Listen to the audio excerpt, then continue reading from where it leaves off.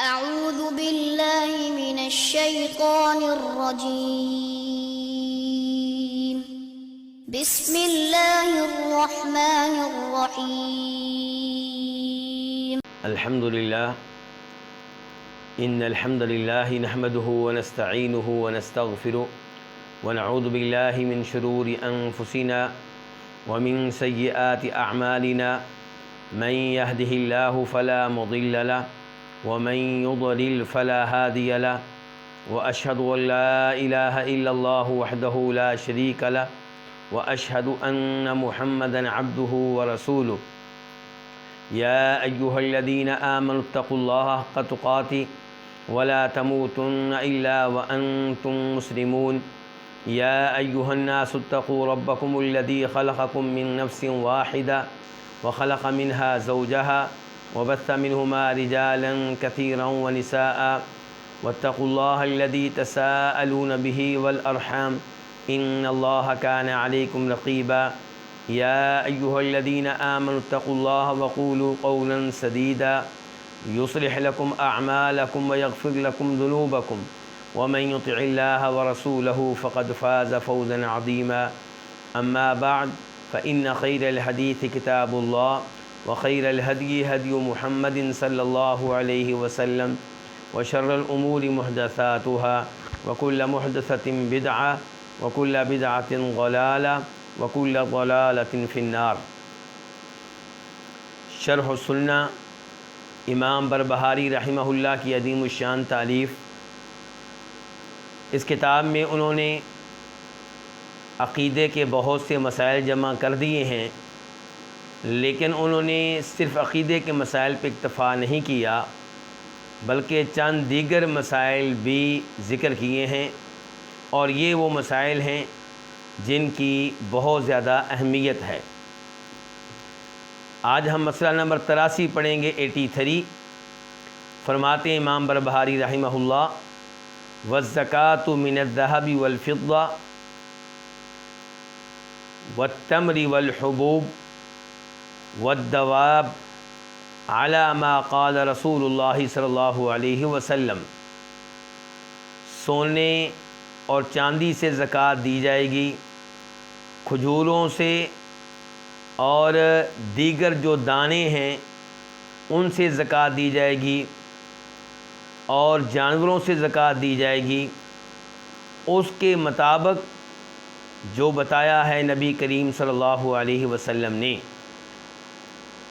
فَإِن قَسَمَهَا فَجَائِزٌ، اگر کوئی زکوٰۃ کا مال خود تقسیم کرے تو یہ جائز ہے.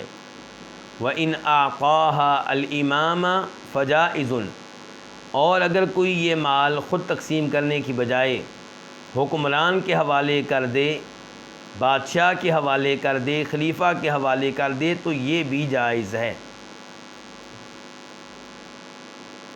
تو امام بربہاری رحمہ اللہ نے یہ مسئلہ خاص کر دیا ہے زکوٰۃ کے لیے. زکوٰۃ کی اسلام میں اہمیت بہت زیادہ ہے. اللہ رب العزت نے زکوٰۃ کا قرآن حکیم میں بار بار حکم دیا ہے. چنانچہ اللہ تعالیٰ فرماتے ہیں کئی مقامات پہ نماز کا تذکرہ کرتے ہوئے کہ نماز بھی قائم کرو اور زکوٰۃ بھی دو. چنانچہ سورہ بقرہ میں ارشاد فرمایا وَأَقِیمُوا الصَّلَاةَ وَآتُوا الزَّکَاةَ وَارْکَعُوا مَعَ الرَّاکِعِینَ. نماز قائم کرو، زکوٰۃ ادا کرو، اور رکوع کرنے والوں کے ساتھ مل کر رکوع کرو، یعنی کہ جماعت کے ساتھ نماز ادا کرو. اسی طرح اللہ رب العزت سورہ توبہ میں آیت نمبر 103 میں ارشاد فرماتے ہیں 103 خذ من اموالہم صدقہ تطہرہم وتزکیہم بہا وصلی علیہم، کہ اے اللہ کے رسول علیہ الصلاۃ والسلام، آپ مسلمانوں کے مال سے زکوٰۃ لیجئے، وصول کیجئے. آپ ان سے زکوٰۃ لے کر ان کو پاک کریں گے، گناہوں سے صاف کریں گے، اور زکوٰۃ لے کر ان کے لیے دعا بھی کیجئے. اور سورہ روم میں آیت نمبر 39 میں فرمایا وما آتیتم من زکاۃ تریدون وجہ اللہ فاولئک هم المضعفون، کہ جب بھی تم زکوٰۃ دو اور مقصد ہو اللہ تعالیٰ کی رضا، مقصد ہو اللہ تعالیٰ کو خوش کرنا، تو اس انداز سے زکوٰۃ دینے والے اپنے مال کو دوگنا کر رہے ہیں، کئی گنا بڑھا رہے ہیں۔ اس سے پتہ چلا زکوٰۃ ادا کرنے سے مال میں برکت پیدا ہوتی ہے اور اس پہ بے پناہ اجر و ثواب ملتا ہے۔ اللہ رب العزت نے زکوٰۃ کو اس قدر اہمیت دی ہے کہ زکوٰۃ کس کس کو دینی ہے، اس کا حکم بھی اللہ نے خود ہی قرآن میں بیان کر دیا۔ چنانچہ سورہ توبہ میں آیت نمبر 60 میں ارشاد فرمایا انما الصدقات للفقراء والمساکین والعاملین علیہا والمؤلفۃ قلوبہم وفی الرقاب والغارمین وفی سبیل اللہ وابن السبیل فریضۃ من اللہ واللہ علیم حکیم، کہ زکوٰۃ کا مال فقیروں اور مسکینوں کے لیے ہے اور ان کے لیے ہے جن کی ڈیوٹی لگتی ہے کہ وہ زکوٰۃ کا مال جمع کریں، یعنی کہ زکوٰۃ کا مال جمع کرنے کی ڈیوٹی جب حکومت لگا دے تو جن کی ڈیوٹی لگے گی انہیں اس کی اجرت دی جائے گی، کہاں سے؟ زکوٰۃ کے مال سے۔ والمؤلفۃ قلوبہم، چوتھے نمبر پہ زکوٰۃ کا مال ان لوگوں کو دیا جائے گا جن کے دل جیتنا مقصود ہیں، یعنی کہ وہ لوگ جو نئے نئے مسلمان ہوئے ہیں، وہ چاہے امیر ہوں، انہیں زکوٰۃ کا مال دیا جائے گا تاکہ اسلام اور مسلمانوں کی محبت ان کے دلوں میں بیٹھ جائے اور ان کا ایمان مضبوط ہو جائے۔ ایسے ہی جو مسلمان نہیں ہوئے لیکن ان کے مسلمان ہونے کی امید ہے، انہیں بھی زکوٰۃ دی جا سکتی ہے۔ ایسے ہی وہ بڑے بڑے لیڈر جن کا معاشرے میں مقام و مرتبہ ہے اور جن کو زکوٰۃ کا مال دیں تو مسلمانوں کو فائدہ ہوگا، وہ مسلمانوں پہ ہونے والے ظلم و ستم کے سامنے رکاوٹ بنیں گے، تو انہیں بھی زکوٰۃ دی جا سکتی ہے۔ وفی الرقاب، غلام اور لونڈیوں کو زکوٰۃ کے مال سے آزاد کروایا جا سکتا ہے۔ والغارمین، کسی پہ قرضہ چڑھا ہوا ہے، بھاری قرضہ ہے، اس کے پاس اتنے وسائل نہیں ہیں کہ وہ زکوٰۃ کے بغیر قرضے کو ادا کر سکے، تو اس کی بھی مدد کی جائے گی تاکہ وہ زکوٰۃ کا مال تاکہ وہ قرض کا مال واپس کر سکے۔ وفی سبیل اللہ، زکوٰۃ کا مال اللہ کی راہ میں لگایا جائے گا، یعنی کہ جہاد میں، مجاہدین پہ، جہاد کے امور پہ، اسلحہ وغیرہ پہ۔ وابن السبیل، مسافر ہے، چاہے وہ اپنے ملک میں اپنے شہر میں امیر ہے لیکن فی الحال مسافر ہے، اس کا مال ختم ہو چکا ہے، سفر جاری رکھنے کی استطاعت نہیں رکھتا اس لیے کہ مال نہیں ہے، تو اس کی بھی زکوٰۃ کے مال سے مدد کی جائے گی۔ تو آپ اس سے اندازہ کریں کہ اللہ رب العزت نے زکوٰۃ کے نظام کو کس قدر اہمیت دی ہے، کہ اللہ نے خود بیان کر دیا کہ زکوٰۃ کس کس کو دینی ہے۔ اس کو کہتے ہیں مصارف زکوٰۃ، کہ زکوٰۃ کہاں کہاں صرف کی جائے گی، کن کن کو دی جائے گی۔ اور آپ غور کریں گے ان 8 میں یتیم کا نام نہیں آیا، کسی بیوہ کا نام نہیں آیا۔ بہت سے لوگ زکوٰۃ کا مال یتیموں اور بیواؤں کو دیتے ہیں اور یہ درست نہیں ہے۔ کیوں؟ آپ نے یہ نہیں دیکھنا کہ یہ یتیم ہے یا نہیں، یہ بیوہ ہے یا نہیں، آپ نے دیکھنا ہے کہ یتیم غریب اور فقیر ہے یا امیر ہے۔ بسا اوقات یتیم کروڑوں کا مالک ہوتا ہے، اربوں کا مالک ہوتا ہے، کیا آپ اسے زکوٰۃ دیں گے؟ نہیں، وہ آپ کو زکوٰۃ دے گا، وہ تو بچہ ہے، لیکن جو اس کا سرپرست ہے وہ اس کے مال میں سے زکوٰۃ نکالے گا اور غریبوں فقیروں میں تقسیم کرے گا۔ البتہ یتیم سے پیار کرنا، اس کے سر پہ دستے شفقت رکھنا، یہ قرآن و حدیث کی تعلیمات میں سے ہے۔ چاہے یتیم امیر ہو چاہے غریب ہو، ہمدردی کا اظہار کریں، اس کے سر پہ ہاتھ پھیریں، اسے اپنے ساتھ بٹھا کے کھانا کھلائیں، یہ بہت عمدہ بات ہے۔ یعنی کہ اسے آپ کی طرف سے پیار کی ضرورت ہے، مال کی نہیں۔ ہاں، ہدیہ آپ دے سکتے ہیں، تحفہ آپ دے سکتے ہیں، تاکہ اسے پتہ چلے کہ مجھ سے محبت کرنے والے لوگ موجود ہیں، اگرچہ میرا باپ نہیں ہے، لیکن زکوٰۃ نہیں۔ زکوٰۃ تب دیں گے اگر وہ فقیر ہے۔ ایسے ہی بیوہ، بسا اوقات بیوہ کا خاوند اس کے لیے بہت سی جائیداد چھوڑ کے جاتا ہے، بہت سا مال چھوڑ کے جاتا ہے، کیا آپ اسے زکوٰۃ دیں گے یا اس سے زکوٰۃ لی جائے گی تاکہ غریبوں فقیروں کو دی جائے؟ اس سے زکوٰۃ لی جائے گی۔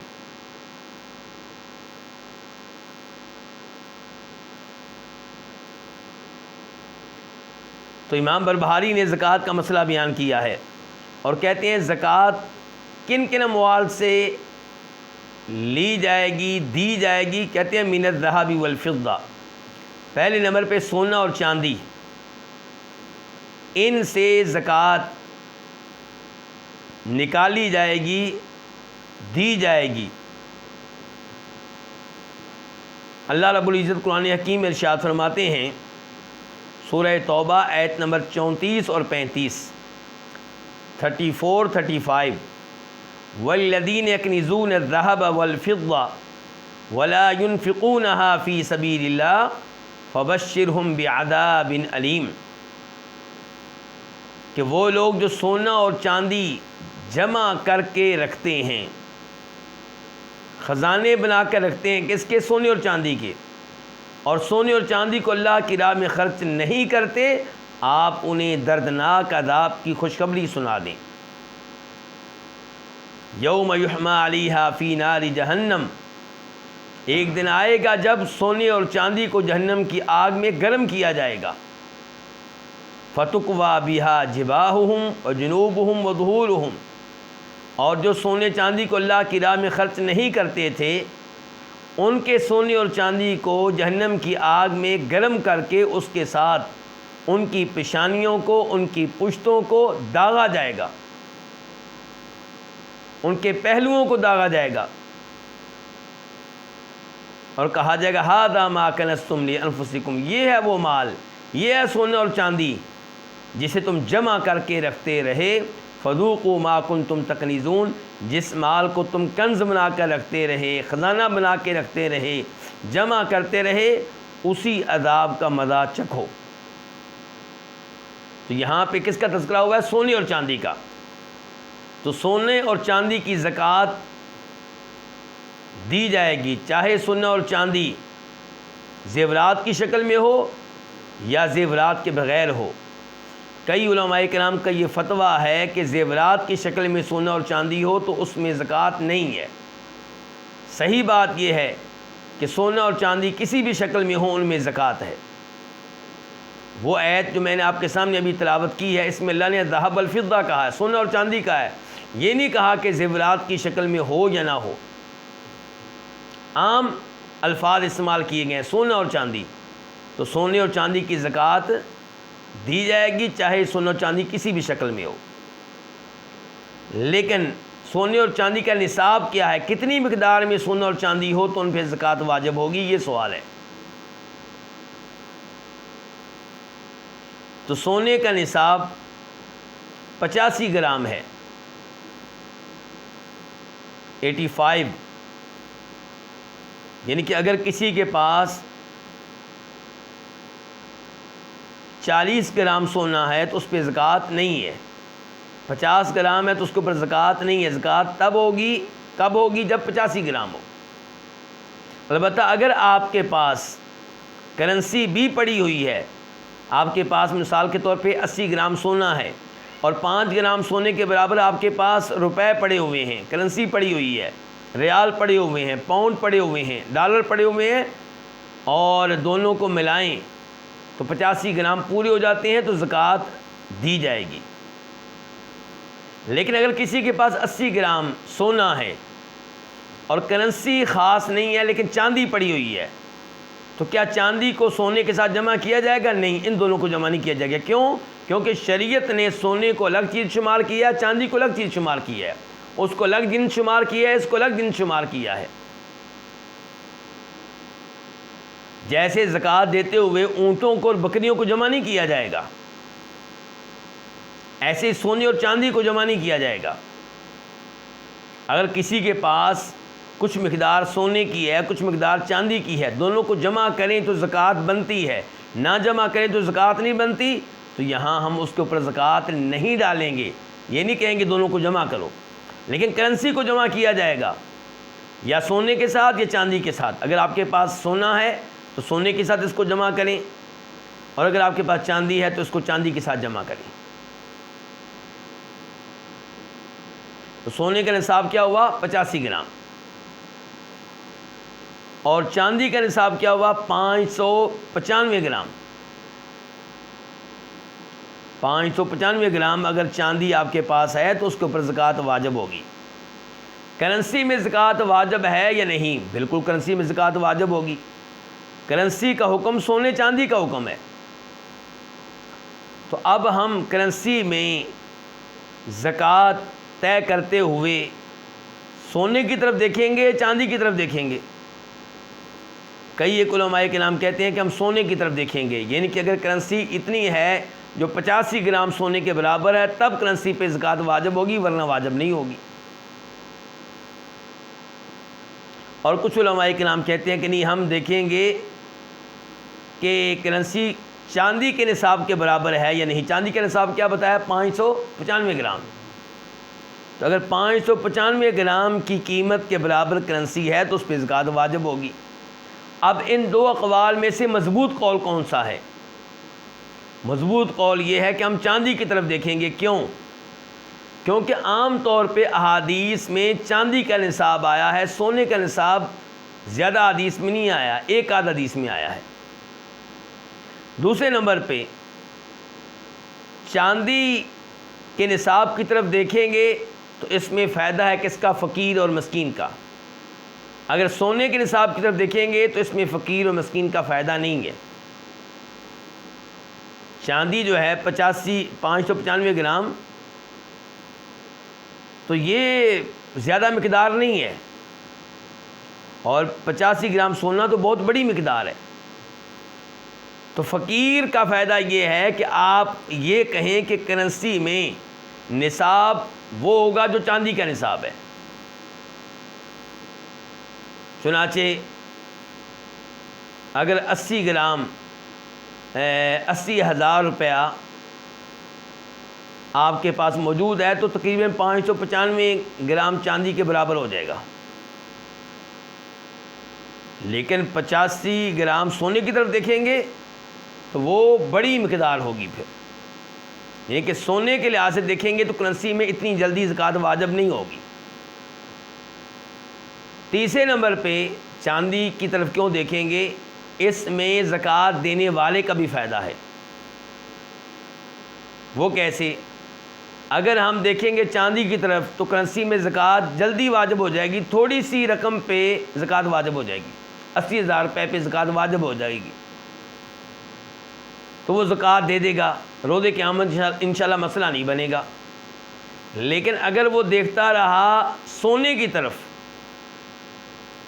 تو 85 گرام سونے کی قیمت کیا ہوگی؟ آج کل زیادہ بنتی ہے یہ، تو پھر 80,000 روپے پہ زکوٰۃ واجب نہیں ہوگی۔ تو روزے قیامت اگر اللہ نے پوچھ لیا زکوٰۃ کیوں نہیں دی، اور اس نے کہا جی میں نے سونے کے نصاب کی طرف دیکھا ہے، تو اگر پوچھ لیا گیا چاندی کے نصاب کی طرف کیوں نہیں دیکھا، تو کیا جواب دیں گے؟ تو اس لیے کرنسی کے نصاب میں چاندی کی طرف دیکھا جائے گا۔ اگر آپ کے پاس موجود کرنسی 595 گرام چاندی کی قیمت کے برابر بنتی ہے تو زکوٰۃ واجب ہے۔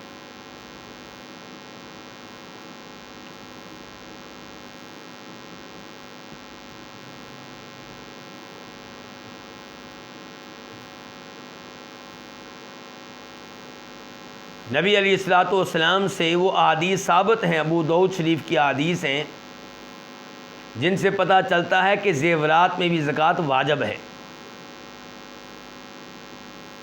مثال کے طور پہ ایک حدیث میں یہ آیا ہے کہ نبی علیہ الصلوۃ والسلام کے پاس ایک عورت آتی ہے اور اس کے ساتھ اس کی بچی ہے۔ بچی نے سونے کے زیورات پہن رکھے ہیں، سونے کے کنگن پہن رکھے ہیں، تو آپ نے اس کی ماں سے پوچھا کیا اس کی زکوٰۃ ادا کرتی ہو؟ تو اس نے کہا نہیں۔ فرمایا جہنم کی آگ میں لے جانے کے لیے یہ کنگن ہی کافی ہیں۔ تو اس سے کیا پتہ چلا کہ زیورات پہ زکوٰۃ ہے یا نہیں؟ اس سے پتہ چلا زیورات پہ بھی زکوٰۃ ہے۔ ایسے ہی سیدہ عائشہ نے چاندی کی انگوٹھی پہنی ہوئی تھی، تو آپ نے ان سے پوچھا کہ اس کی زکوٰۃ ادا کرتی ہو یا نہیں؟ تو خلاصہ کلام یہ ہے کہ سونے اور چاندی میں زکوٰۃ ہے، چاہے سونا اور چاندی استعمال کے لیے ہو، پہننے کے لیے ہو، زیورات کے طور پہ ہو یا زیورات کے بغیر ہو۔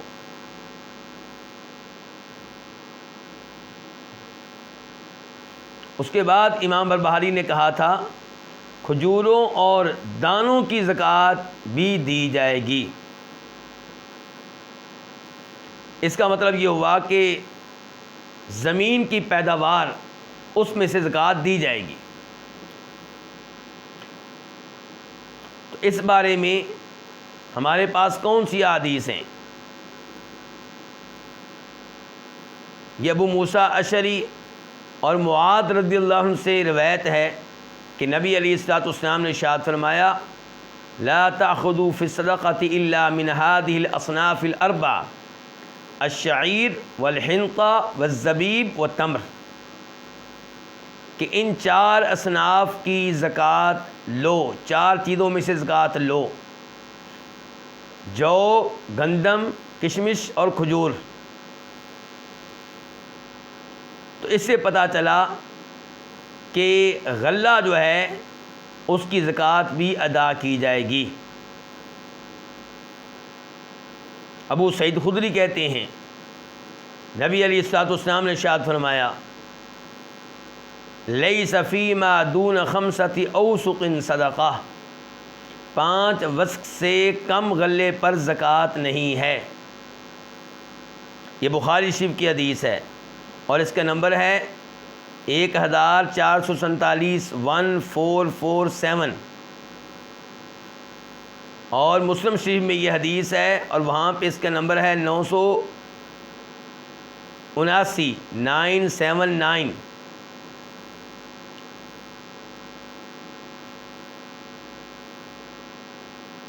اب 5 وسق اس کی مقدار کتنی بنتی ہے؟ تقریباً 652 کلو گرام۔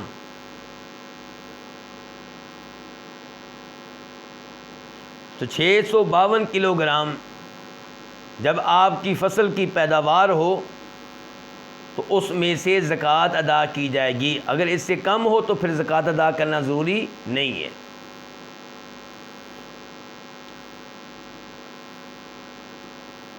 لیکن زکوٰۃ کتنی دی جائے گی؟ اب یہ سوال ہے۔ تو اب دیکھیں گے آپ کی زمین کی طرف اس کا پانی کہاں سے آتا ہے۔ نبی علیہ الصلوۃ والسلام کی حدیث کا مفہوم یہ ہے کہ جو کھیتی دریا، نہر یا بارش سے سیراب ہو اس کی پیداوار پر عشر یعنی 10واں حصہ ہے، اور جسے راہٹ وغیرہ سے سیراب کیا جائے اس کی پیداوار کا 20واں حصہ وصول کیا جائے گا۔ یعنی کہ اگر پانی آپ کو فری میں مل رہا ہے، بارش کا پانی یا نہر کا پانی فری میں ہے، پیسے نہیں دینے پڑتے، دریا کا پانی فری میں ہے، پیسے نہیں دینے پڑتے، تو ٹوٹل پیداوار کا کون سا حصہ دیا جائے گا؟ 10واں حصہ۔ تو 100 کلو گرام کا 10واں حصہ کتنا بنے گا؟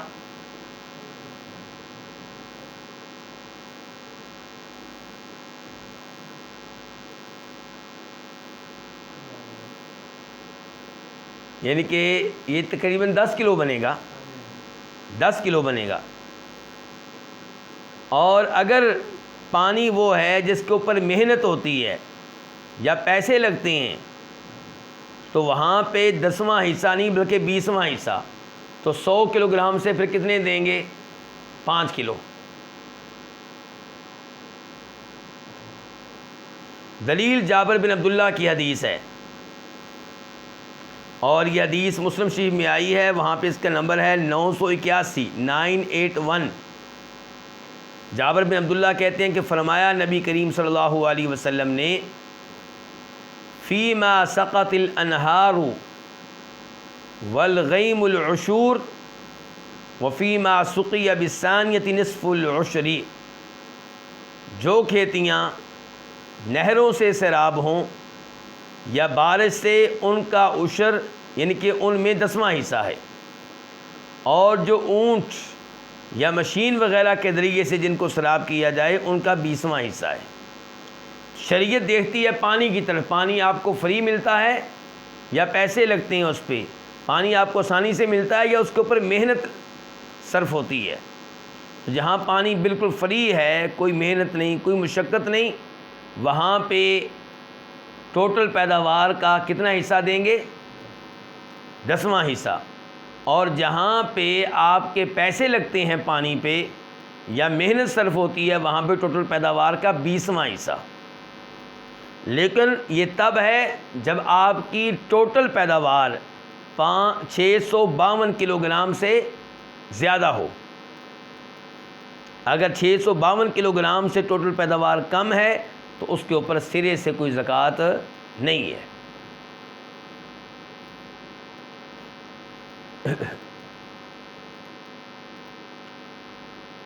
اس کے بعد امام بربہاری کہتے ہیں وَالدَّوَابِ، اور جانوروں میں سے بھی زکوٰۃ ادا کی جائے گی۔ جانوروں سے مراد ہر جانور نہیں ہے۔ کون سے جانور مراد ہیں؟ وہ جانور جن کو بہیمۃ الانعام کہا جاتا ہے، چوپائے،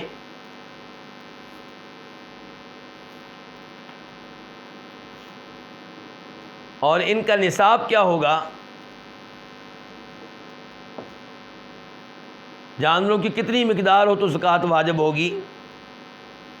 اس بارے میں سب سے پہلے اونٹوں کی طرف آتے ہیں، اور یہ حدیث آج کل ظاہر ہے جو میرے سامنے لوگ موجود ہیں ان کے پاس اونٹ نہیں ہوں گے، میرے پاس بھی اونٹ نہیں ہے، لیکن کم از کم آپ کو یہ معلوم ہو جائے گا کہ اسلام میں زکوٰۃ کا نظام کتنا دقت سے اسلام نے پیش کیا ہے اور کتنی اس میں باریک بینی ہے، اور یہ کہ اسلام نے زکوٰۃ کا کتنا اہتمام کیا ہے۔ اونٹ جب 5 ہوں تو ان پر 1 بکری زکوٰۃ ہے، اس کا مطلب ہے 4 اونٹ ہوں تو ان کے اوپر زکوٰۃ نہیں ہے۔ اگر کوئی 4 اونٹوں کا مالک ہے اس کے اوپر زکوٰۃ نہیں ہے۔ اور یہ یاد رہے کہ یہ کن اونٹوں کی بات ہو رہی ہے، جانوروں کی، کن جانوروں کی بات ہو رہی ہے؟ وہ جانور جو سال کا اکثر حصہ فری کا چارہ کھاتے ہیں، سرکاری جنگلات پہاڑوں کی طرف نکل جاتے ہیں، صحراؤں میں نکل جاتے ہیں اور فری کا چارہ کھاتے ہیں۔ عام طور پہ ان کو چارہ جو ملتا ہے وہ فری کا ہوتا ہے، تو یہ ان کی زکوٰۃ ہے۔ اگر جانور وہ ہیں جن کے اوپر آپ کو چارہ، جن کا چارہ آپ کو خریدنا پڑتا ہے تو ان پہ زکوٰۃ نہیں ہے، لیکن اگر وہ جانور آپ نے بیچنے کے لیے رکھے ہیں تو پھر ان کے اوپر تجارتی زکوٰۃ ہوگی، اور تجارتی زکوٰۃ کیا ہے وہ آگے گفتگو اس کے اوپر ہوگی۔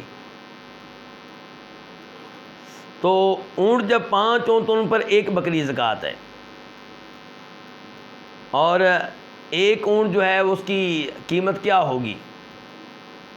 مثال کے طور پہ آپ 1 لاکھ لگا لیں، اس کا مطلب یہ ہے کہ 4 اونٹوں کی قیمت کیا ہوگی؟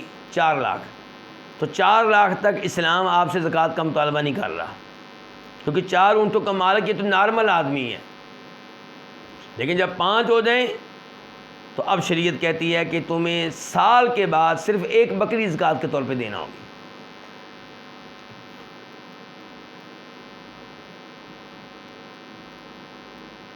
5 ہو گیا تو 1 بکری، 10 اونٹ ہو گئے تو 2 بکریاں، 15 ہو گئے 3 بکریاں، 20 ہو گئے 4 بکریاں، اور جب یہ 25 ہو جائیں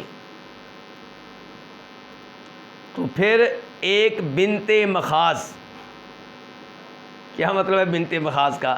یعنی کہ آپ کے پاس اونٹ کتنے ہو گئے ہیں؟ 25۔ تو آپ 1 سالہ اونٹنی جو دوسرے سال میں داخل ہو چکی ہو وہ زکوٰۃ کے طور پہ دیں گے۔ جب 25 سے کم تھیں تو اسلام آپ سے کیا لے رہا تھا؟ بکریاں۔ جب آپ کے پاس 25 اونٹ ہو چکے ہیں تو پھر شریعت کہتی ہے کہ آپ زکوٰۃ میں بکریاں نہیں دیں گے، کیا دیں گے؟ اونٹنی دیں گے، جس کو عربی میں بنت مخاض کہتے ہیں، جو 1 سال کی ہوتی ہے، دوسرے سال میں داخل ہو چکی ہوتی ہے۔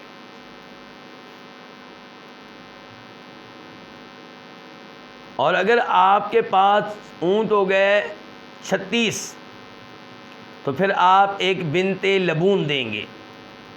بنت لبون کسے کہتے ہیں؟ جو 2 سال کی اونٹنی ہو، تیسرے میں داخل ہو چکی ہو۔ وہ اونٹنی جو 2 سال کی ہو، تیسرے میں داخل ہو چکی ہو۔ اور اگر آپ کے پاس اونٹ ہو گئے 46 تو اب آپ کیا دیں گے؟ 1 حکہ، یعنی کہ 3 سالہ اونٹنی جو چوتھے سال میں داخل ہو چکی ہو۔ اور اگر آپ کے پاس اونٹ ہو گئے 61 تو پھر آپ کے اوپر کیا؟ 1 جدہ، اور جدہ کیا؟ 4 سالہ اونٹنی جو 5ویں سال میں داخل ہو چکی ہو۔ اور اگر آپ کے پاس ہو گئے ہیں 76 یعنی کہ 76 تو پھر 2 بنت لبون، اور بنت لبون کے بارے میں گفتگو ہو چکی ہے، 2 سالہ اونٹنی جو تیسرے سال میں داخل ہو چکی ہو۔ اور جب آپ کے پاس ہو جائیں 91 تو پھر 2 حکے، اور حکہ 3 سالہ اونٹنی جو چوتھے سال میں داخل ہو چکی ہو۔ اور جب آپ کے پاس ہو جائیں 121 تو پھر 3 بنت لبون، اور بنت لبون کس کو کہتے ہیں؟ وہ اونٹنی جو 2 سال کی ہو چکی ہو اور تیسرے میں داخل ہو چکی ہو۔ اور اگر آپ کے پاس اونٹ ہو جاتے ہیں 130 تو پھر 1 حکہ اور 2 بنت لبون۔ 1 حکہ یعنی کہ 3 سالہ اونٹنی جو چوتھے سال میں داخل ہو چکی ہو، اور 2 بنت لبون یعنی کہ 2 سالہ اونٹنی جو تیسرے سال میں داخل ہو چکی ہو۔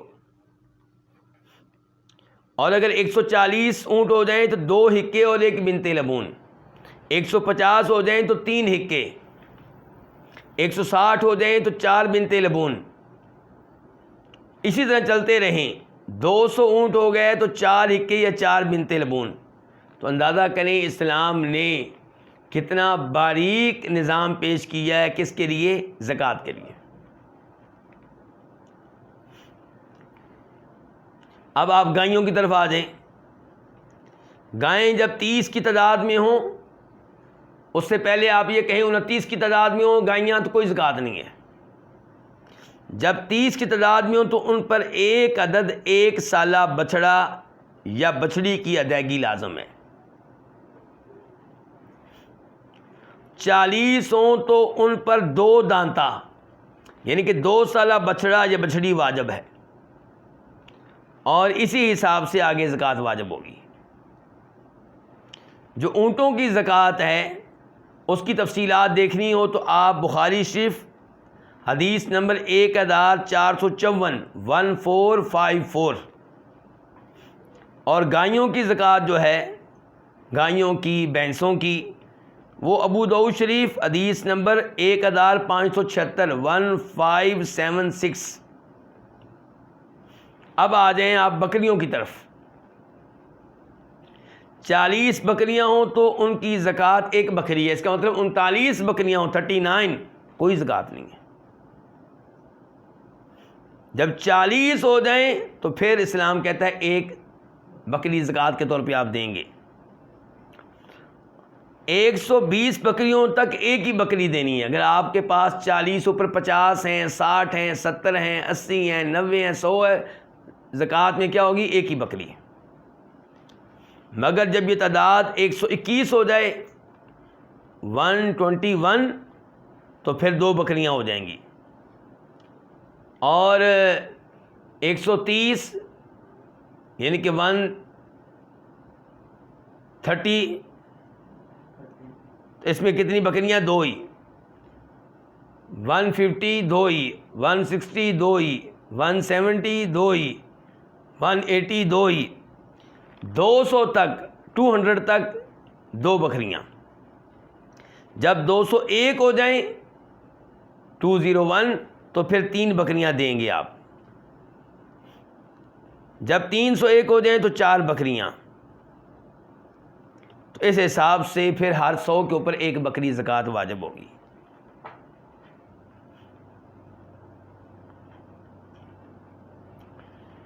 بکریوں کی زکوٰۃ کے معاملے میں آپ دیکھیں صحیح بخاری حدیث نمبر 1454، تو یہ ہے اسلام کا خوبصورت نظام۔ جو زکوٰۃ بکریوں کی ہے، یہیں بھیڑوں کی زکوٰۃ ہے۔ اب آپ کہیں گے گھوڑوں کے اوپر زکوٰۃ ہے یا نہیں؟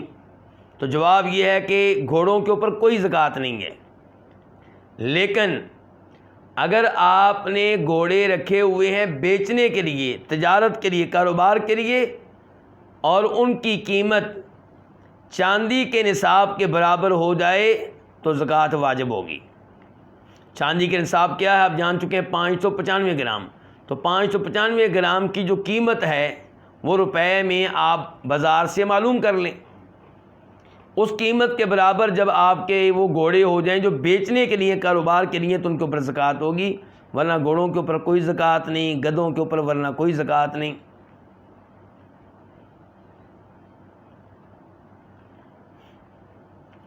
زکوٰۃ کی چوتھی قسم جو امام بربہاری نے ذکر نہیں کی، وہ کیا ہے؟ سامان تجارت، وہ سامان جو بیچنے کے لیے ہے، جو کاروبار کے لیے ہے، اس کے اوپر بھی زکوٰۃ ہے۔ کب؟ جب وہ مال چاندی کے نصاب کی قیمت کو پہنچ جائے۔ مثال کے طور پہ آپ کا کاروبار ہے کس کا؟ سائیکلوں کا۔ آپ سائیکلوں کی فیکٹری کے مالک ہیں، تو جب سال ہو جائے تو آپ دیکھیں کہ کتنا مال آپ نے لوگوں سے لینا ہے اور کتنا مال آپ کے گودام میں پڑا ہوا ہے، جو سائیکل پڑے ہوئے ہیں ان کی قیمت مارکیٹ میں کیا ہے۔ مثال کے طور پہ جو سائیکل فیکٹری سے جا چکی اور اس کی قیمت ابھی آپ نے وصول کرنی ہے وہ 10 لاکھ روپیہ بنتی ہے، اور 10 لاکھ روپے کے سائیکل پڑے ہوئے ہیں، کتنے ہو گئے؟ 20 لاکھ، اور 5 لاکھ مثال کے طور پہ لوگوں نے آپ سے لینا ہے، 20 لاکھ سے نیچے آ جائیں 15 لاکھ، تو 15 لاکھ کی زکوٰۃ آپ ادا کریں گے 2.5% کے اعتبار سے۔ سونے چاندی والا نصاب 2.5%۔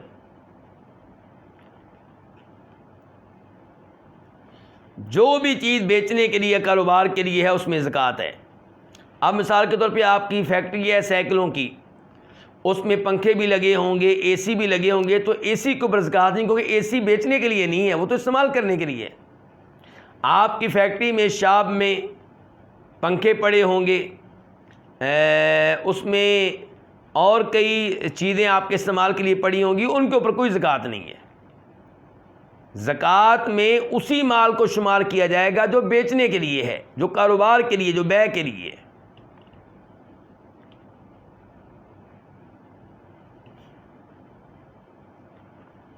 اور یہی صورتحال تمام جانوروں کی ہے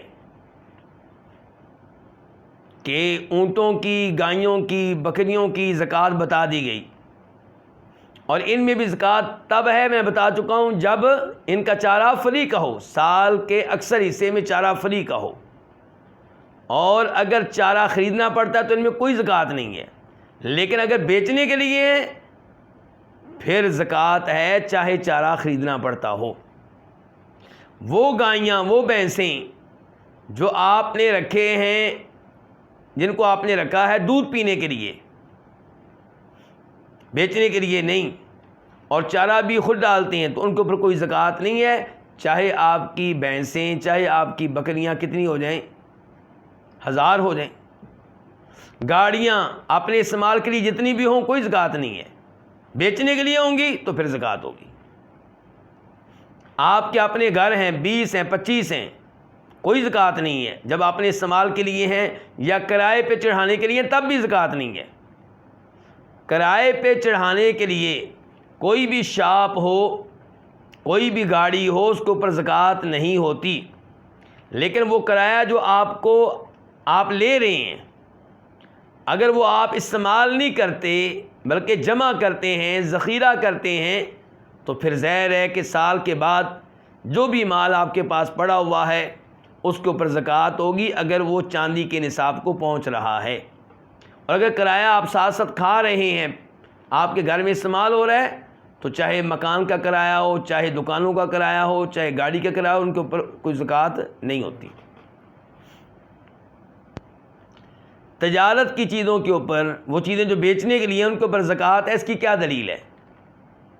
اس بارے میں ایک تو روایت آتی ہے ابو داؤد شریف میں کہ نبی علیہ السلام نے حکم دیا کہ ہر اس سامان سے زکوٰۃ دی جائے جو بیچنے کے لیے ہے، لیکن وہ روایت کچھ ضعیف ہے، لیکن اس کی تائید دیگر احادیث سے ہوتی ہے۔ مثال کے طور پہ یہ حدیث ہے میرے پاس، بخاری شریف نمبر ہے 1468 1468 اور مسلم شریف 983 983، اور یہ الفاظ جو میں پڑھوں گا یہ مسلم شریف کے ہیں۔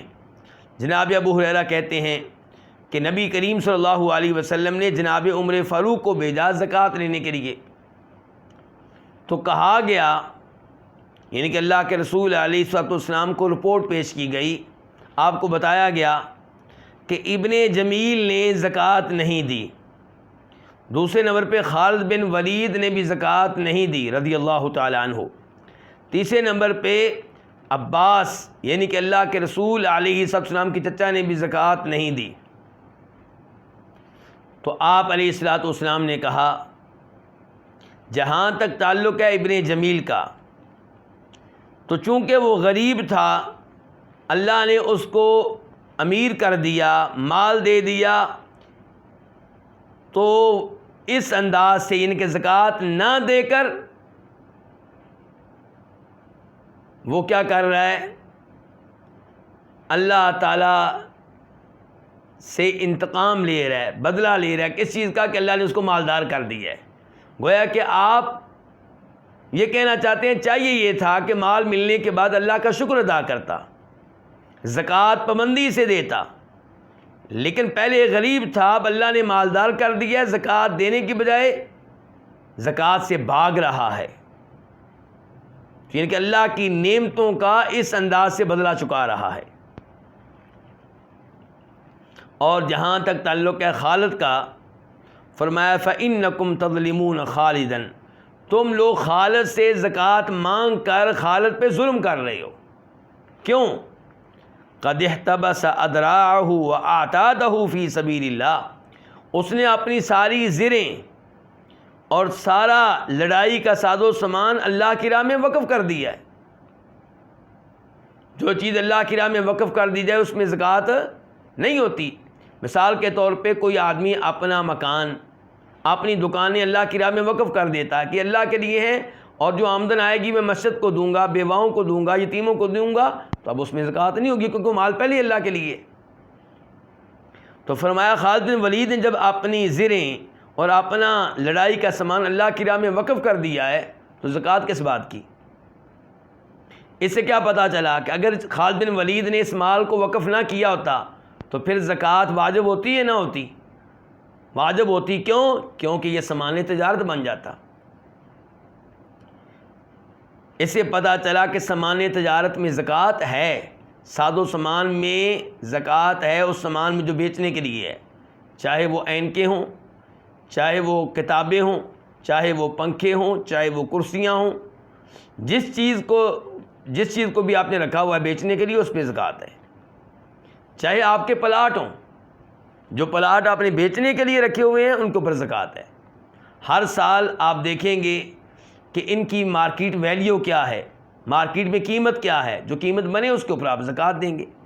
مثال کے طور پہ آپ نے رمضان میں ایک پلاٹ خریدا، آئندہ رمضان میں بھی آپ کے پاس موجود ہے اور بیچنے کے لیے ہے، تو آئندہ سال آپ دیکھیں گے اس کی قیمت کیا ہے۔ خریدا تھا آپ نے 20 لاکھ روپے میں، اب اس کی قیمت ہوگی 30 لاکھ روپے، تو آپ 30 لاکھ روپے کا 2.5% زکوٰۃ ادا کریں گے۔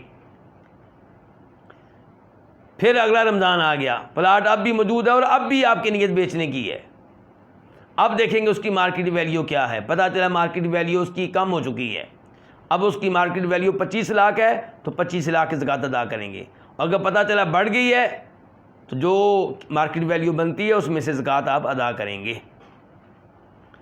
اور آپ نے فرمایا جہاں تک تعلق ہے عباس میرے چچا کا، تو اس کی زکوٰۃ میرے ذمے ہے، جتنی زکوٰۃ بنتی ہے وہ بھی دوں گا اور اس کے برابر مزید بھی دوں گا۔ اور پھر جناب عمر فاروق سے کہا کیا عمر تمہیں پتہ نہیں ہے کہ انسان کا چچا باپ کے مقام پہ ہوتا ہے، یعنی کہ عباس میرے چچا ہیں، وہ میرے لیے باپ کے مقام پہ ہیں، تو ان کی زکوٰۃ میں ادا کروں گا۔ تو یہ تھے زکوٰۃ کے مسائل۔ تو اس کا مطلب ہے زکوٰۃ پھر 4 چیزوں میں ہے۔ نمبر 1 سونے چاندی میں، اور سونے چاندی کی طرح ہیں کیا نقدی کرنسی، یہ ایک چیز ہو گئی۔ نمبر 2 کھجوروں میں اور دانوں میں، یعنی کہ کھجوریں ہو جائیں، گندم ہو جائے، جو ہو جائیں وغیرہ وغیرہ۔ اور نمبر 3 جانوروں میں، جن جانوروں میں زکوٰۃ ہے ان کا تذکرہ کر دیا گیا ہے، باقی جانوروں میں زکوٰۃ نہیں ہے الا یہ کہ تجارت کے لیے ہوں، بیچنے کے لیے ہوں۔ اور چوتھے نمبر پہ میں نے بتایا کہ سامان تجارت میں بھی زکوٰۃ ہوتی ہے۔ تو امام بربہاری کہتے ہیں اعلیٰ ما قال رسول اللہ صلی اللہ علیہ وسلم، ان چیزوں میں زکوٰۃ ہوگی اس کے مطابق جو اللہ کے رسول نے بتایا ہے۔ فَإِن قَسَمَهَا، اگر مالک ان کی زکوٰۃ خود تقسیم کرے تو یہ جائز ہے، درست ہے۔ وَإِنْ أَعْطَاهَا الْإِمَامُ فَجَائِزٌ، اور اگر وہ امام کو دے دے، حکمران کو دے دے، حکومت کے حوالے کر دے تو یہ بھی جائز ہے۔ اب اگر حکومت آپ سے مطالبہ کرتی ہے کہ زکوٰۃ خود دینے کی اجازت نہیں، ہمارے حوالے کرو، تو آپ پہ واجب ہے کہ آپ یہ زکوٰۃ حکومت کے حوالے کر دیں۔ آپ کہیں گے خطرہ ہے کہ وہ کھا پی جائیں گے، تو اگر وہ کھا پی جاتے ہیں آپ نے اپنی ذمہ داری ادا کر دی، انہیں روز قیامت جواب دینا پڑے گا۔ لیکن اگر حکومت کہتی ہے کہ آپ کو اختیار ہے زکوٰۃ ہمارے حوالے کریں یا خود دیں، تو پھر بہتر یہ ہے کہ آپ خود دیں، اپنے ہاتھوں سے دیں، کیونکہ آپ اس طرح ان فقیروں کو دے سکیں گے جو آپ کے رشتہ دار ہوں گے، جن کو دینے پہ ڈبل ثواب ملے گا۔ آپ اپنے پڑوسیوں کو دے سکیں گے، آپ ان کو دے سکیں گے جن کو آپ جانتے ہیں۔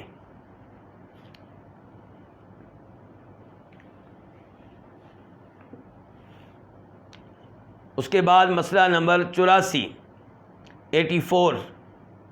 امام بربہاری کہتے ہیں وَاعْلَمْ أَنَّ أَوَّلَ الْإِسْلَامِ شَهَادَةُ أَن لَّا إِلَٰهَ إِلَّا اللَّهُ وَأَنَّ مُحَمَّدًا عَبْدُهُ وَرَسُولُهُ، یہ بات جان لو کہ اسلام میں پہلی چیز کیا ہے، اس بات کی گواہی دینا کہ اللہ کے علاوہ کوئی معبود برحق نہیں، اور اس بات کی گواہی دینا کہ جناب محمد صلی اللہ علیہ وسلم اللہ کے بندے اور اللہ کے رسول ہیں۔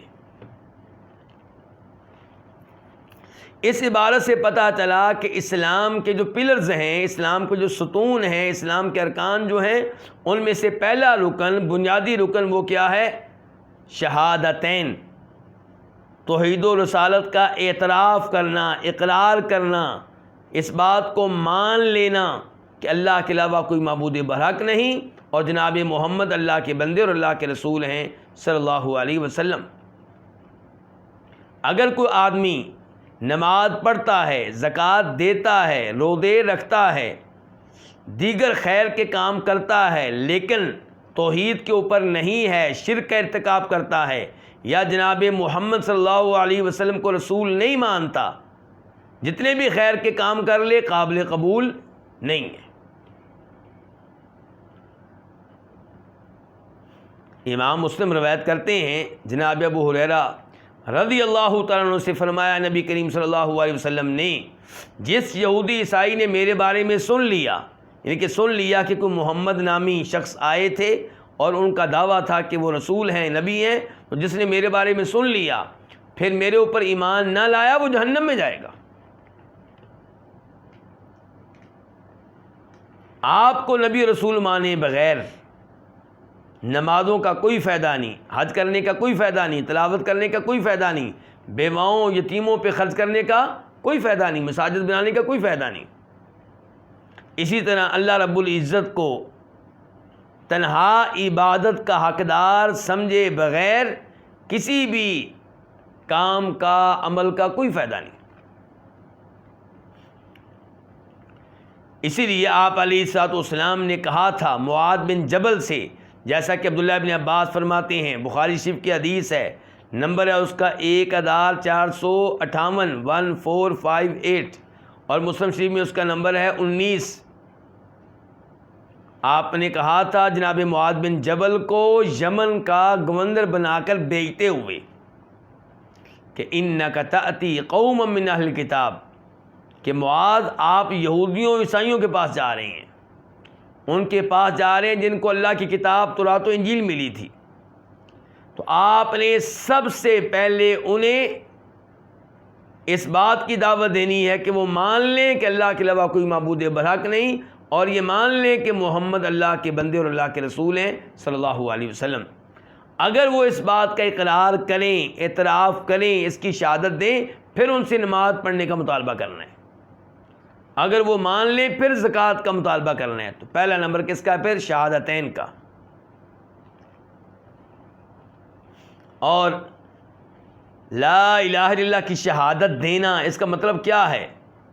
اس کا مطلب یہ ہے کہ اعلان کرنا کہ اللہ کے علاوہ جن جن کی عبادت کی جاتی ہے وہ عبادت کے لائق نہیں ہے، چاہے کوئی فرشتہ ہو، چاہے کوئی نبی ہو، چاہے کوئی ولی ہو، چاہے کوئی درخت ہو، چاہے کوئی پتھر ہو، اللہ کے علاوہ کوئی عبادت کے لائق نہیں۔ عبادت کے لائق صرف ایک اللہ ہے، اور اس کی وضاحت قرآن میں آئی ہے، سورہ حج آیت نمبر 62 62۔ اللہ تعالیٰ فرماتے ہیں ذَلِكَ بِأَنَّ اللَّهَ هُوَ الْحَقُّ وَأَنَّ مَا يَدْعُونَ مِن دُونِهِ الْبَاطِلُ مِن دُونِهِ هُوَ الْبَاطِلُ وَأَنَّ اللَّهَ هُوَ الْعَلِيُّ الْكَبِيرُ، کہ اللہ تعالیٰ ہی حق ہے، اللہ تعالیٰ ہی برحق ہے، اور اللہ کے علاوہ لوگ جس چیز کی عبادت کرتے ہیں، جس چیز کو پکارتے ہیں، وہ باطل ہے، ان کی عبادت کے لائق نہیں ہے، عبادت کا حقدار نہیں ہے۔ وَأَنَّ اللَّهَ هُوَ الْعَلِيُّ الْكَبِيرُ، اور اللہ ہی بلند و بالا سب سے بڑا ہے۔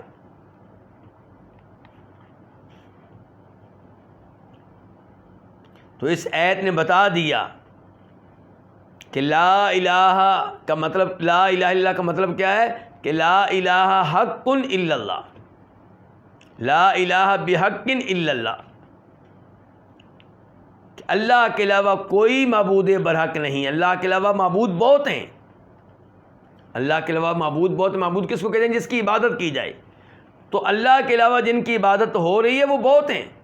عیسیٰ علیہ السلام، ہمارے نبی جناب محمد صلی اللہ علیہ وسلم، کئی لوگ ان کی عبادت کرتے ہیں، ان سے دعائیں کرتے ہیں، اور دعا عبادت ہے۔ کئی شیخ عبدالقادر جیلانی رحمہ اللہ کی عبادت کرتے ہیں، اور کئی بتوں کی عبادت کرتے ہیں، کئی سورج چاند کی عبادت کرتے ہیں۔ تو معبود تو بہت ہو گئے، لیکن معبود برحق ایک ہی ہے۔ باقی معبودان باطلہ ہیں، وہ ہیں جن کی غلط عبادت کی جا رہی ہے۔ اور بہت سے کلمہ پڑھنے والے اللہ کے علاوہ اوروں کی عبادت کرتے ہیں لیکن مانتے نہیں ہیں۔ اب میں نے وضاحت کی کہ دعا عبادت ہے۔ جب آپ قبر والے سے دعا کرتے ہیں اور کہتے ہیں یا علی مدد، یا حسین مدد، یا شیخ عبدالقادر جیلانی رحمہ اللہ مدد، تو آپ غیر اللہ سے دعا کر رہے ہیں۔ دعا تو اللہ کے لیے خاص ہے، یہ عبادت ہے۔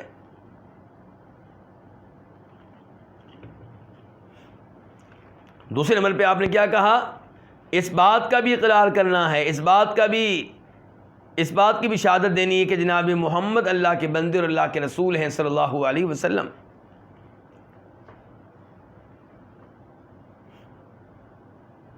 اور آپ کو رسول ماننا ہے، زبان سے بھی، دل سے بھی۔ اگر کوئی زبان سے آپ کو رسول مانے دل سے نہ مانے تو منافق ہے۔ اللہ تعالیٰ فرماتے ہیں سورہ منافقون کی پہلی آیت میں اذا جاءک المنافقون قالوا نشہد انک لرسول اللہ واللہ یعلم انک لرسول واللہ یشہد ان المنافقین لکاذبون۔ جب آپ کے پاس منافق آتے ہیں تو کیا کہتے ہیں؟ کہتے ہیں ہم شہادت دیتے ہیں کہ بے شک آپ اللہ کے رسول ہیں۔ اللہ تعالیٰ نے فرمایا کہ اللہ جانتا ہے کہ آپ اللہ کے رسول ہیں، اور اللہ یہ گواہی دیتا ہے کہ یہ لوگ آپ کو دل سے رسول نہیں مانتے، اوپر اوپر سے مانتے ہیں، زبان سے مانتے ہیں، اور یہ جھوٹے ہیں اس یہ کہنے میں کہ ہم نے آپ کو رسول مان لیا۔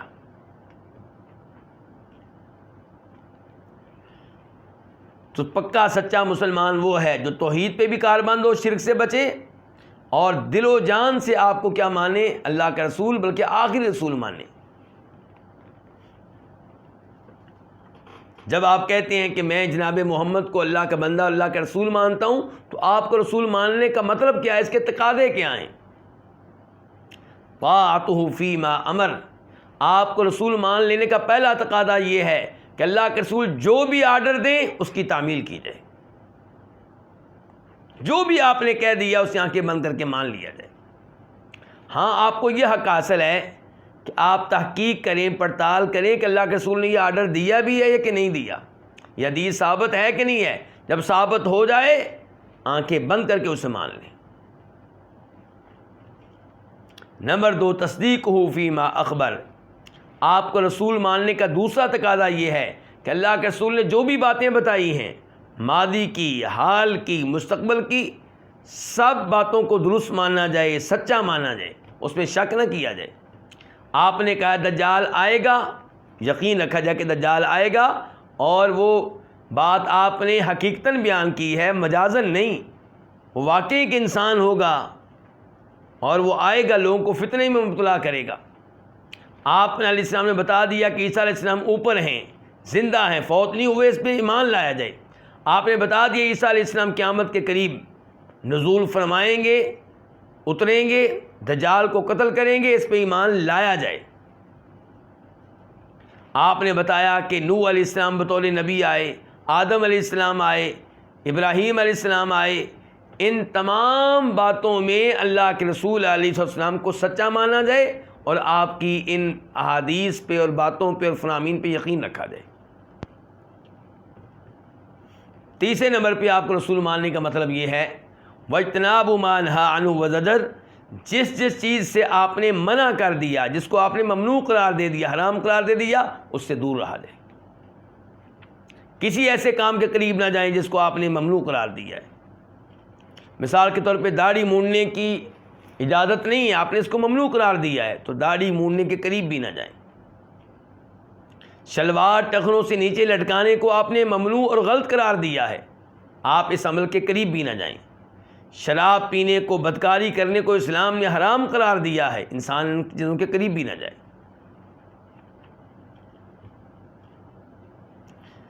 چوتھا تقاضا آپ کو رسول ماننے کا یہ ہے کہ وَأَلَّا يُعْبَدَ اللَّهُ إِلَّا بِمَا شَرَعَ، اللہ کی عبادت اسی طریقے سے کی جائے جو طریقہ اللہ کے رسول علیہ السلام نے مقرر کیا، بتا دیا، جس پہ عمل کر کے آپ نے دکھا دیا۔ اس کا مطلب یہ ہے کہ بدعات سے بچا جائے، عبادت ایک اللہ کی، طریقہ عبادت کون سا؟ جو جناب محمد رسول اللہ صلی اللہ علیہ وسلم نے بتایا ہے۔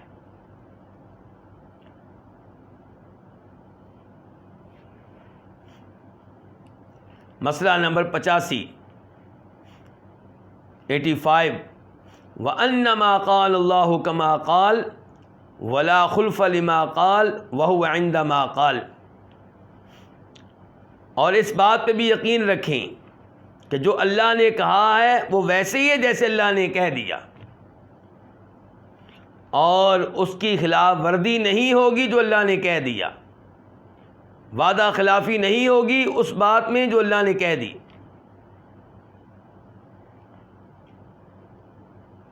اور وہ اس کے مطابق ہوگی چیز جو اللہ نے کہہ دی۔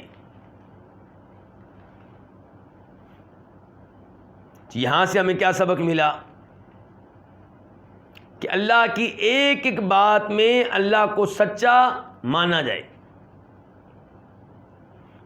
یقین رکھا جائے اللہ کی بات غلط نہیں ہو سکتی، اللہ کی بات حرف آخر ہے، اللہ کی بات حرف آخر ہے۔ فرمایا اللہ تعالیٰ نے سورہ نساء میں آیت نمبر 87 میں 87 میں وَمَنْ أَصْدَقُ مِنَ اللَّهِ حَدِيثًا، اللہ سے بڑھ کر گفتگو کے لحاظ سے، کلام کے لحاظ سے کون سچا ہوگا؟ اور کبھی اللہ نے کہا سورہ نساء آیت نمبر 122 میں 122 وَمَنْ أَصْدَقُ مِنَ اللَّهِ قِيلًا، گفتگو کے لحاظ سے، کلام کے لحاظ سے اللہ سے سچا کون ہوگا؟ اور کبھی کہا سورہ روم میں آیت نمبر 6 میں وعد اللہ لا یخلف اللہ وعدہ، اللہ اپنے وعدے کی خلاف ورزی نہیں کرتا۔ اور یہاں پہ ایک بات ذہن میں رکھی جائے کہ اللہ رب العزت نے جو انعامات بیان کیے ہیں کہ جو یہ کام کرے اس کو میں یہ انعام دوں گا، اس میں اللہ تعالیٰ بالکل خلاف ورزی نہیں کریں گے، ایسے ہی ہوگا جیسے اللہ نے بتا دیا، الا یہ کہ عمل کرنے والا اس عمل کے ساتھ ساتھ کوئی اور ایسا کام کرتا ہو جس کی وجہ سے اجر و ثواب سے محروم ہو جائے۔ نمازیں پڑھتا تھا لیکن ساتھ کفر و شرک کرتا تھا، ظاہر ہے نمازوں کے ثواب سے محروم ہو جائے گا۔ لیکن جس نے وہ عمل کیا جس کے بارے میں اللہ نے کوئی وعدہ کیا کہ میں جنت دوں گا، ایسے آدمی کو حوض کوثر سے پانی پینے کا موقع دوں گا، ایسے آدمی کی شفاعت ہوگی، جو بھی اللہ نے بتا دیا اللہ تعالیٰ اس کی خلاف ورزی نہیں کریں گے۔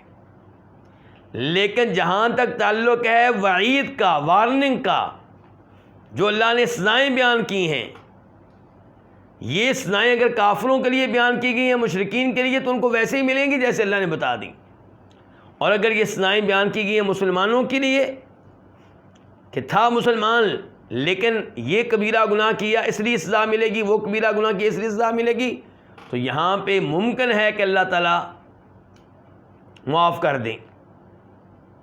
اللہ تعالیٰ کہتے ہیں ان اللہ لا یغفر ان یشرک بہ ویغفر ما دون ذلک لمن یشاء، اللہ تعالیٰ شرک کو معاف نہیں کریں گے، لیکن شرک کے علاوہ جو گناہ ہیں اللہ چاہیں گے تو معاف کر دیں گے۔ کسی نے قتل کیا، کسی نے جادو کیا، کسی نے سود لیا، کسی نے چوری کی، ڈاکہ ڈالا، یہ لوگ اگر سچی توبہ کر لیں تو دنیا میں معافی مل جائے گی، اور بندوں کے حقوق ہیں تو بندوں کو ادا کریں، ورنہ روز قیامت ان مجرمین کو ممکن ہے کہ اللہ تعالیٰ سزا دیں اور پھر معاف کر دیں، ممکن اللہ تعالیٰ شروع سے ہی معاف کر دیں۔ اور یہاں پہ یہ نہیں کہا جائے گا کہ یہ اللہ معاف نہیں کریں گے اور شفاعت کی باتیں غلط ہے، کیونکہ اللہ نے جو بات کہہ دی اللہ اس کی خلاف ورزی نہیں کرتے۔ ہم کہیں گے جو اللہ نے ثواب بیان کیا، انعام بیان کیا، اس کی اللہ خلاف ورزی نہیں کریں گے، لیکن جو اللہ نے سزا بیان کی وہاں پہ مطلب یہ ہوتا ہے کہ سزا بنتی یہی ہے، لیکن ممکن اللہ دے، ممکن اللہ معاف کر دے۔ اور کریم لوگ ایسے ہی ہوتے ہیں، عزت دار لوگ ایسے ہی ہوتے ہیں، وہ انعام کا اعلان کریں تو وہاں پیچھے نہیں ہٹتے، انعام دیتے ہیں، لیکن جہاں سزا کا اعلان کریں وہاں پہ کبھی سزا دیتے ہیں اور کبھی چھوڑ دیتے ہیں، معاف کر دیتے ہیں۔ تو ایسے لوگوں کو معاشرے میں قابل تعریف سمجھا جاتا ہے، لیکن اگر کوئی انعام کا اعلان کرے پھر انعام نہ دے تو لوگ اس کو برا سمجھتے ہیں۔ تو یہ مسئلہ نمبر 85 وَأَنَّمَا قَالَ اللَّهُ كَمَا قَالَ، اور بے شک جو بھی اللہ نے کہا ہے وہ ویسے ہی ہے جیسے اللہ نے کہا ہے، اس کی خلاف ورزی نہیں ہوگی، اس میں شک و شبہ کی کوئی گنجائش نہیں ہے۔ وَلَا خُلْفَ لِمَا قَالَ، اور خلاف ورزی نہیں ہوگی اس چیز کی جو اللہ نے کہہ دی۔ وَهُوَ عِندَ مَا قَالَ، اور جو اللہ نے کہہ دیا وہ اس کے مطابق ہوگا جو اللہ نے کہہ دیا۔